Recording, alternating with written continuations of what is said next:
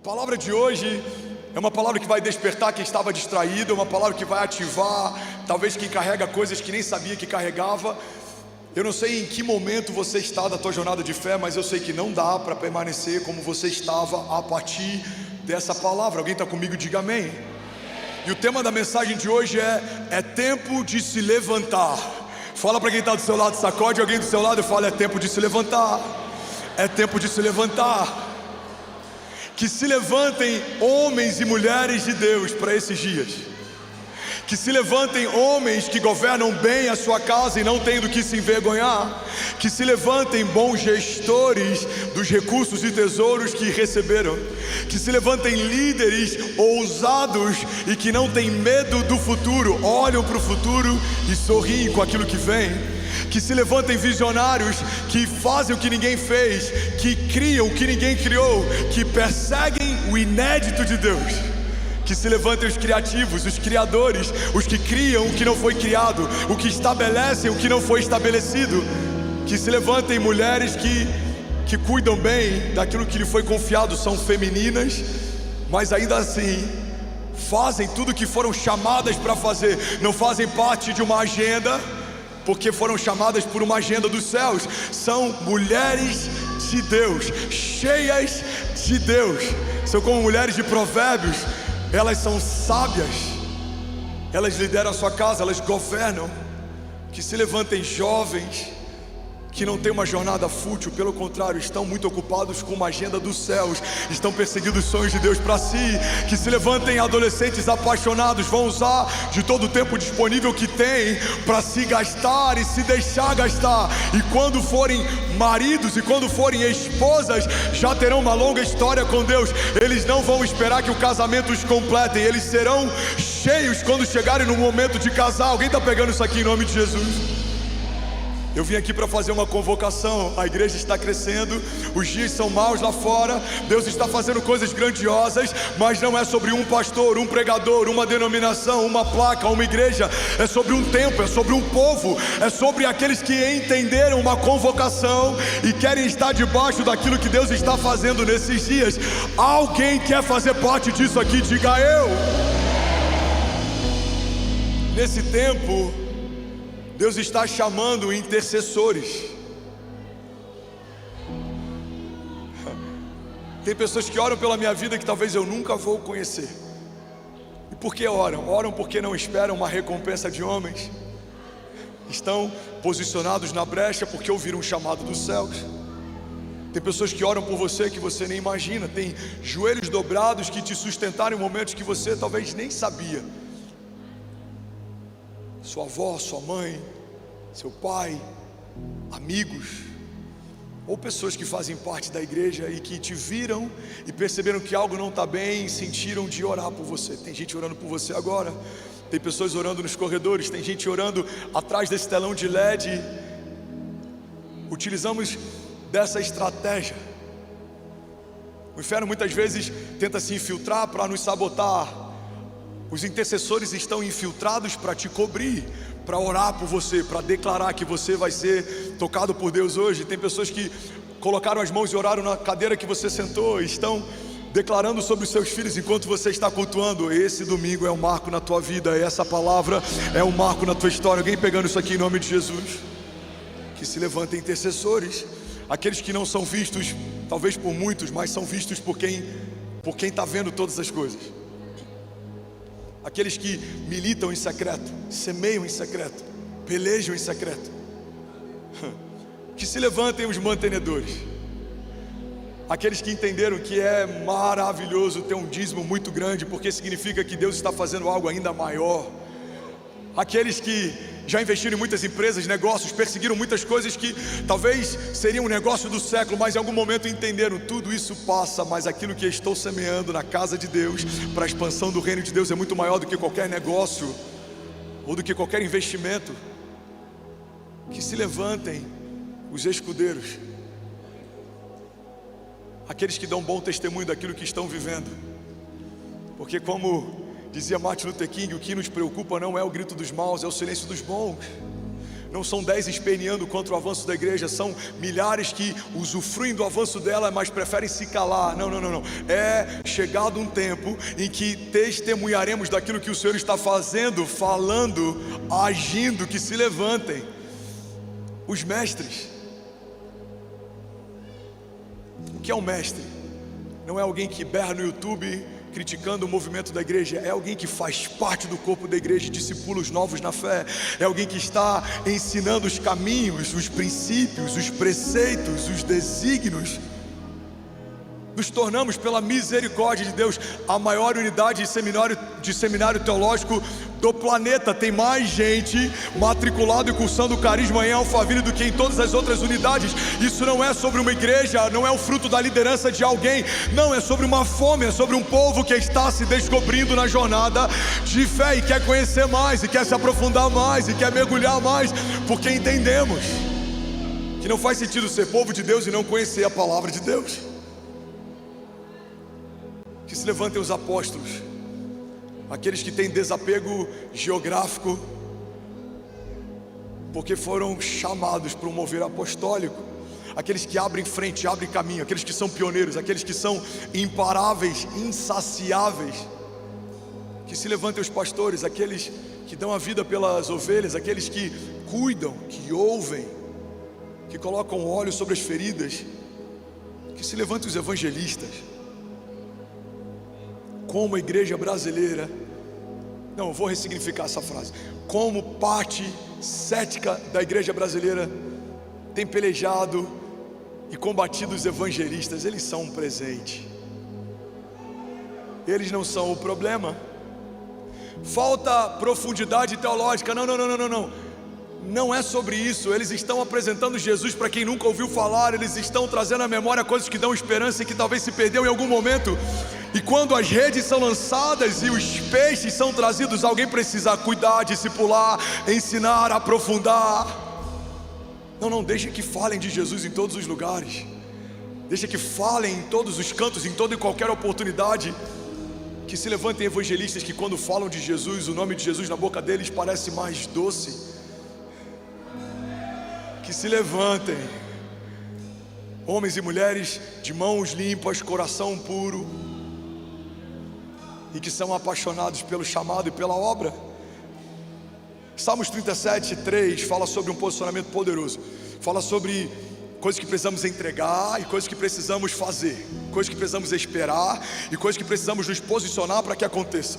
A palavra de Deus em Salmos 37:3 diz assim: confie no Senhor e faça o bem. A gente vai ler até o versículo 7. Assim você habitará na terra e desfrutará de segurança.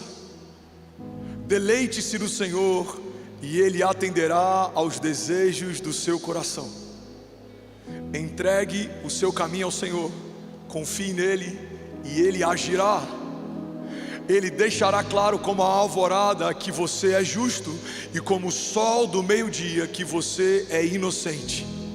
Então descanse no Senhor e aguarde por Ele com paciência. Alguém está comigo? Diga amém. O que eu amo nessa passagem é que ela fala sobre o que eu preciso fazer e também em quais áreas eu preciso deixar que Deus faça. A palavra de Deus está dizendo: confie. Confiança significa não ter todas as perguntas respondidas. Confiança significa me mover em lugares que os meus olhos não funcionam. Confiança significa andar por vales de sombra e morte e mesmo assim não temer mal algum, porque eu sei quem caminha comigo. Confiança significa não ter medo dos maus que me cercam, porque eu sei que o maravilhoso conselheiro, Deus forte, Pai da eternidade e príncipe da paz não só habita em mim, como me reveste, Ele me guia, Ele me leva mansamente em águas tranquilas, Ele me leva em pastos verdejantes.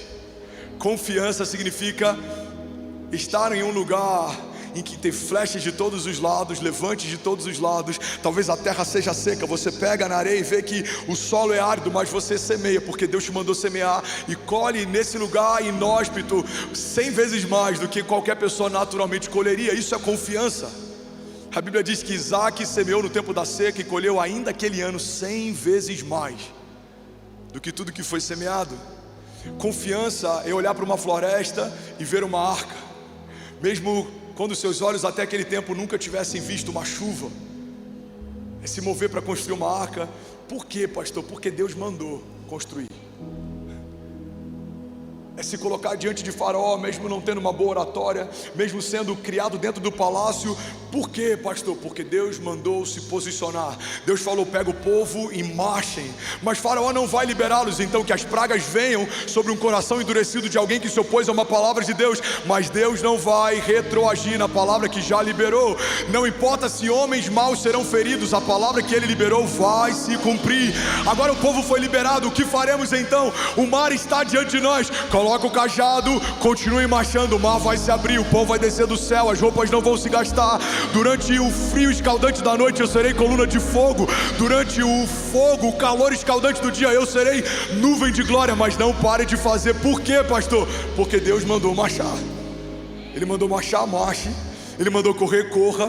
Ele mandou confiar, confie. Ele mandou fazer, faça algo. Alguém está comigo? Diga amém. Isso é confiança. Confie no Senhor. Mas na mesma frase também diz: e faça o bem. Não é só confiar que Ele vai fazer, é também fazer a minha parte. A Bíblia fala em Tiago que pecado não é só o mal que eu faço, mas o bem que, podendo fazer, escolho não fazer. Omissão pode se tornar pecado. Eu posso ajudar, escolho não ajudar. Eu posso cobrir, escolho não cobrir. Eu posso fazer, escolho não fazer. Eu posso suportar, escolho não suportar. É uma escolha. Quando eu escolho não fazer o bem, eu quebro um princípio, um desígnio, um chamado. A palavra de Deus diz: confie e faça. A hipergraça é um convite para só esperarmos. Não precisamos fazer nada. Não. Precisamos fazer alguma coisa. No que diz respeito à salvação, não há nada que o homem possa fazer por si mesmo. Tudo que poderia ser feito, Jesus fez. Ele é o Salvador, Ele é o caminho, a verdade e a vida. Ele é o Cordeiro de Deus que tirou o pecado do mundo. Ele é o princípio, a primícia. Mas a partir de Jesus precisamos fazer alguma coisa. Façam, construam, preguem, porque senão as pedras clamarão, como ouvirão? A palavra de Deus diz: se não há quem pregue, falem no alto dos montes, falem no alto dos telhados, preguem a toda criatura, em todo tempo e em fora de tempo. Falem sobre os testemunhos, tragam a memória, escrevam para que todos vejam. Não se esqueçam do que o Senhor fez no passado. E a palavra logo em seguida diz: assim você habitará na terra e desfrutará de segurança. Versículo 4: deleite-se no Senhor. Em outras versões, agrada-te do Senhor, e Ele atenderá o desejo do seu coração. Isso fala sobre gratidão. Um coração grato com o que Deus fez está pronto para viver o que Deus vai fazer. Um coração grato com o que Deus cumpriu está pronto para ver novamente Deus cumprir. Um coração grato com o que Deus acrescentou está pronto para novamente ver o Senhor acrescentar. Quando a palavra de Deus diz: agrada-te do Senhor, deleita-te no Senhor, está dizendo: não seja ingrato, porque talvez uma porta que você queria que se abrisse não se abriu. Não se esqueça, quantas portas já se abriram até aqui. Porque uma coisa que a gente queria muito que acontecesse não aconteceu. Não seja ingrato. Você pode estar diante do maior livramento da tua história, mas porque você só conhece o teu passado e o teu presente, pode acreditar que isso seria a melhor coisa que aconteceria. Mas existe um Deus que também conhece o teu futuro e pode estar dizendo: filho, estou te poupando de algo que você não tem ideia. Deleita-te, agrada-te, e Ele atenderá os desejos do teu coração. Versículo 5: entregue o seu caminho ao Senhor, confie nele e Ele agirá. Deixa eu abrir um parênteses aqui. Eu prometi que não ia falar sobre isso, mas eu sinto de falar sobre isso. Um dos cultos mais poderosos que a gente viveu em Alphaville se chama o poder da entrega. Alguém estava aqui? E aí eu vi alguns Instagrams fazendo cortes com isso e falando que estávamos fazendo um leilão. Aí eu tive algumas reuniões com o conselho. O que a gente faz? Me posiciono ou não posiciono? Falo ou não falo? Eu falei: eu vou reivindicar em oração. E a minha oração foi, e a minha oração é: Senhor, aqueles que têm gerado escândalo, que sejam expostos através de escândalos. Irmão, pega isso aqui em nome de Jesus. Todo religioso tem um pecado oculto. Tem um religioso que acabou de ser exposto faz algumas semanas. Falava, apontava, vomitava, bum. pecado oculto. Todo religioso tem um pecado oculto. A nossa igreja, algum tempo atrás, viveu um dos cultos mais poderosos. E qual foi o tema do culto? O poder da entrega. Qual foi a premissa do culto? Você está pronto para ter tudo que você está disposto a entregar. Abraão quer um filho, recebe o filho. Deus pede o filho de volta para ele. Quando ele fala, eu estou pronto para te entregar, Senhor, o Senhor fala, então você pode ter. Tem muitas coisas que a gente não recebeu, porque se recebêssemos, abriríamos mãos até de Deus, mas não abriríamos mãos dessas coisas. Pega isso aqui, irmão. Tem coisas que se o Senhor tivesse te dado e você precisasse abrir mão de alguma coisa, abriria mão até dele, até da fé, mas não abriria mão daquilo que recebeu. Porque quando a gente coloca alguma coisa no lugar de Deus, Deus precisa sair do lugar que é dele. Ele não ocupa ou divide espaço com ninguém. Alguém está comigo? Diga amém. Então o versículo 5 fala: entregue os seus caminhos ao Senhor. A entrega é algo poderoso, porque quando eu entrego, eu perco a propriedade, eu perco o governo. Eu estou dizendo, Deus não é mais meu, eu entreguei. Os meus filhos não são mais meus, eu te entreguei. A minha casa não é mais minha, eu te entreguei. A minha empresa não é mais minha, eu te entreguei. O meu chamado não é meu, eu te entreguei. Então quando você entrega, você está pronto para ter. Por quê? Porque você pode se desprender de qualquer coisa, mas escolheu nunca se desprender do Senhor. Eu senti isso no meu espírito quando a gente recebe o Green Card. Com 3 meses Deus fala, volta para o Brasil. Deus falou, se você estiver pronto para abrir mão do sonho americano, você está pronto para eu te entregar nações. E é isso que a gente vê todos os domingos, nações estão sendo tocadas. Deus está fazendo algo grande. Por quê? Porque em algum momento eu preferi me desprender de uma geografia para poder me mover apostolicamente em geografias. Irmão, guarda isso em nome de Jesus. A geografia que você está, o lugar que você mora, aquilo que você tem, não é maior do que o Deus que te chama pelo nome. Ele pode acrescentar 1000 vezes mais do que tudo que você já viveu até aqui.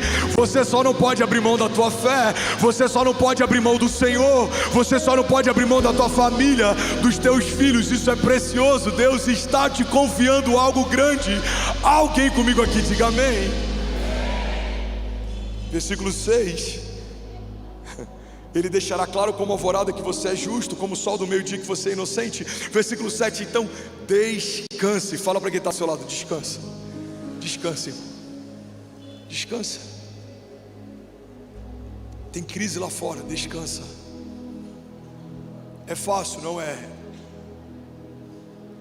Mas é a única coisa que nos dá o escape. Todas as vezes que a gente tenta lutar para resolver, a gente se cansa mais e não resolve.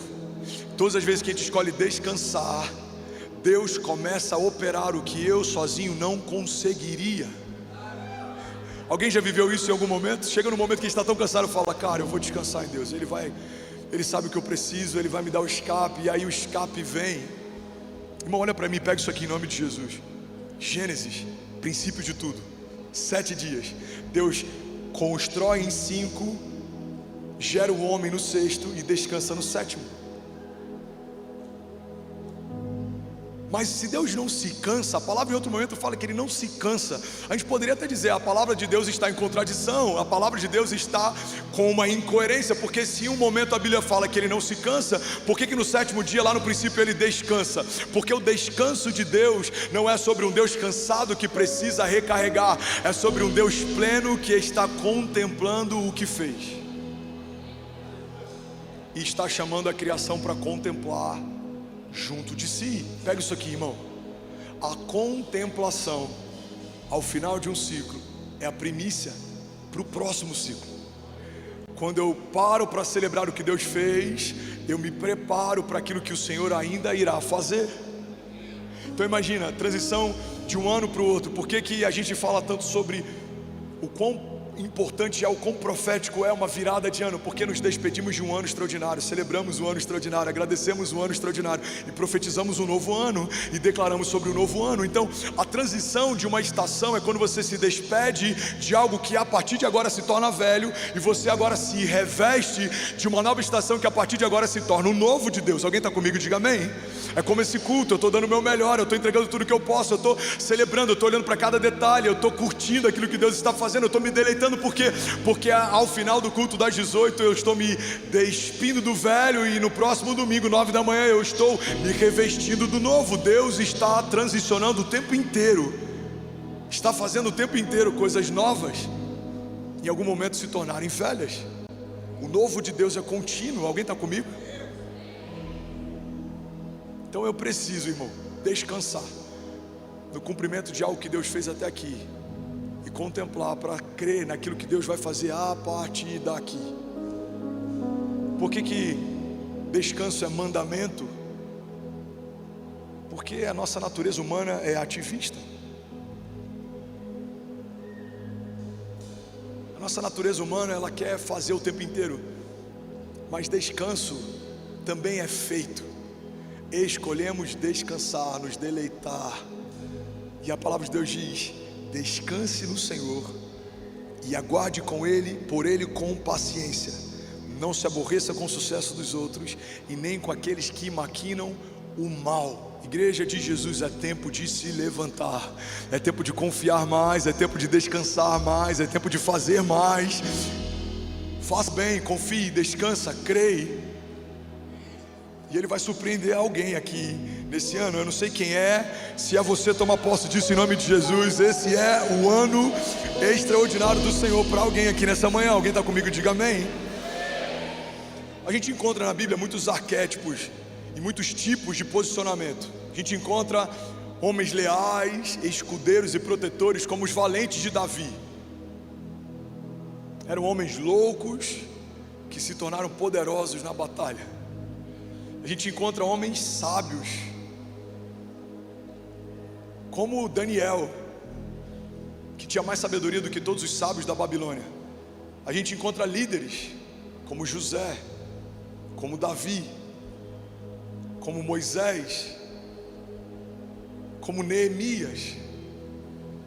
A gente encontra homens que ensinavam, nós encontramos homens que construíram, nós encontramos homens que batalharam, nós encontramos homens que fizeram grandes feitos, nós encontramos sacerdotes. Todos os tipos de posicionamento e todos os arquétipos são encontrados nos personagens bíblicos.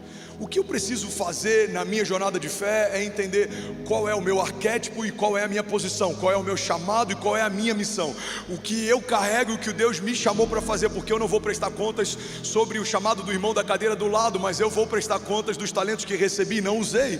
A Bíblia fala que o Senhor que acrescentou talentos voltou para prestar conta dos talentos que deu. Aqueles que enterraram o pouco que receberam lhe foi retirado, mas aqueles que administraram bem receberam mais.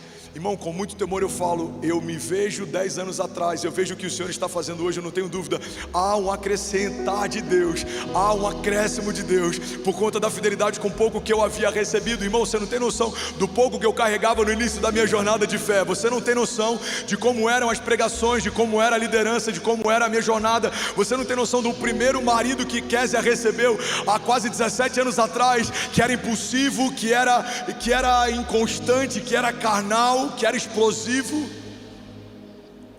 mas no pouco Deus viu algum tipo de fidelidade, foi acrescentando e foi acrescentando. E eu quero declarar que hoje eu sou um líder melhor do que eu era, mas é um líder muito pior ou inferior do que eu vou me tornar. Eu sou um pai melhor do que eu era, mas sou um pai ainda muito pior do que o pai que eu vou me tornar. E assim vai ser você. Você vai brilhando, brilhando, brilhando até se tornar dia perfeito.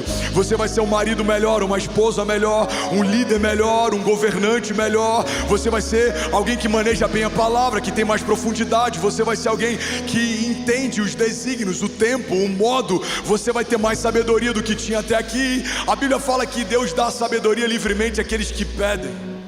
Você vai ser conhecido como alguém sábio. Pessoas vão buscar conselho em você. Você vai ter a palavra certa na hora certa. Vai ser conselheiro de homens grandes. Recebe isso em nome de Jesus e se posiciona para se tornar isso. Homens como os homens da tribo de Issacar. 1 Crônicas 12:32 fala que quando Davi convoca o povo, a tribo de Issacar envia 12 chefes.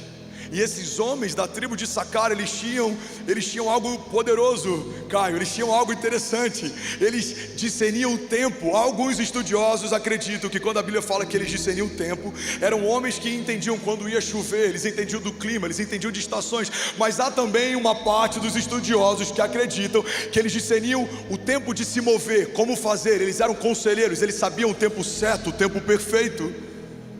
E eles são enviados pela tribo de Issacar para compor esse ajuntamento de Davi. Irmão, em muitos momentos, coisas que você viu na minha liderança foram como se fossem lampejos, assim, como se fosse... Se a gente fosse falar de forma natural, alguém diria que foi um insight. Mas como nós somos homens espirituais, você vai entender que foi uma impressão no espírito. Eu tive uma impressão. Qual foi?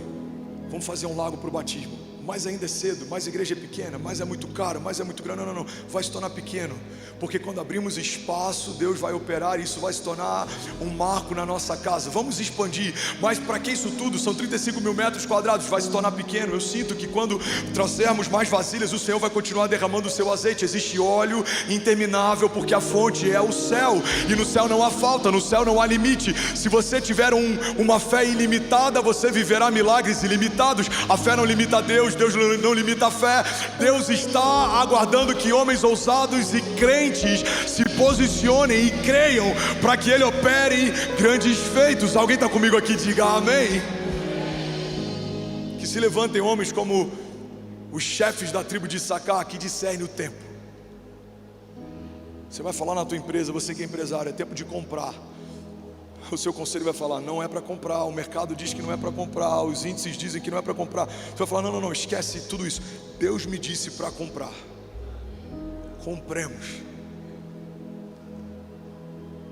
E vai ter momentos que você vai falar, é hora de vender. Não tem como, está no meio de uma valorização.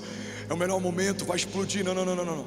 Não é sobre o que o mercado diz, é sobre o que o meu Deus me disse. Mulher, a casa está linda. É tempo de se mudar. Amor, não faz isso. Eu acabei de fazer os móveis planejados, a gente está tão feliz. Não, você não está entendendo. Isso aqui é incrível, mas Deus me mostrou, tem algo maior. Se prepara as malas, tem mudança. Aqueles que caminham com Deus precisam ser desprendidos de tudo que é natural, porque o sobrenatural ama confundir o natural. Porque Jesus vem andando sobre as águas e não voando, porque voar é algo natural, os pássaros voam, mas andar sobre as águas era algo inédito, ninguém nunca tinha visto. Quem pode submeter a matéria a algo inédito? Só aquele que estabeleceu as leis naturais, aquele que estabelece a densidade da água, aquele que estabelece a dinâmica da gravidade. Ele pode confundir. Aquele que estabelece o átomo pode dividi-lo. Aquele que estabelece a história pode separá-la. Você pode não crer em Jesus, mas o teu calendário, e tudo que você faz, e tudo que você compra, e a tua data de nascimento, e a tua certidão de nascimento, tudo fala a respeito de um tempo que é arcado entre antes e depois da vinda dele. Ele mudou a história, ele mudou o calendário, ele afetou tudo, ele mudou a política, ele mudou como nos movemos, ele mudou tudo, porque ele é Deus. Quem faz a história, quem cria a história, pode alterá-la como quer. Alguém está comigo? Diga amém.